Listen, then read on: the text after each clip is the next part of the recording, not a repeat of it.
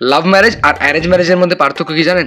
লাভ ম্যারেজে আপনি আপনার ফ্যামিলির পা ধরলেন, আপনার ফ্যামিলিকে পটানোর চেষ্টা করতেছেন, আপনার ফ্যামিলিকে পটিয়ে আপনি ওকে বিয়ে করবেন, তাই না?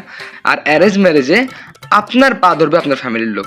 মা দেখ না, মা ছেলেটা অনেক সুন্দর, বাবা দেখ না মেয়েটা অনেক সুন্দরী, তোর সঙ্গে অনেক মানাবে, মানে কাপজাপ করে আপনাকে বিয়ে দিতে পারলেই বাঁচে। আবার লাভ ম্যারেজে দেখা যায় কি জানেন? আপনি নিজের ইচ্ছে সমুদ্রে ঝাঁপ দিলেন।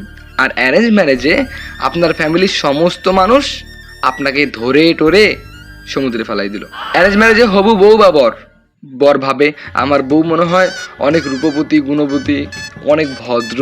আবার বউ ভাবে আমার স্বামী হয়তো বা অনেক হ্যান্ডসাম, দেখতে সুন্দর আছে, একদম আগুনের গোলা। আর লাভ ম্যারেজে প্রেমিক আগে থেকেই জানে আমার বয়ফ্রেন্ড একটা বান্দর, আর বয়ফ্রেন্ডও আগে থেকে জানে আমার গার্লফ্রেন্ড একটা শাকচুন্নি। অ্যারেঞ্জ ম্যারেজে বাসরাতে কি হয় জানেন? স্বামী বউয়ের ঘোমটা তুলে মুখটা দেখে দেখে হাতের মধ্যে 500 টাকা দেয়, ইস কি ভালোবাসা, ভালোবাসা একদম উতলে পড়ে।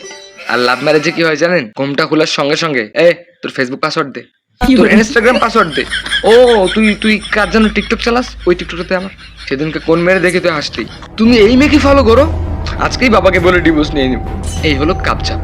তখন আপনারা বলুন কোন দিকে যাবেন, অ্যারেঞ্জ ম্যারেজ নাকি লাভ ম্যারেজ?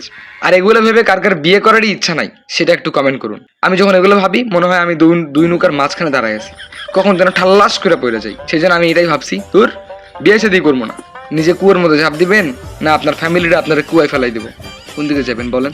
আর হ্যাঁ, একটা শেয়ার করে দিয়েন, নাহলে আবার বিয়ে সাথে হইব না।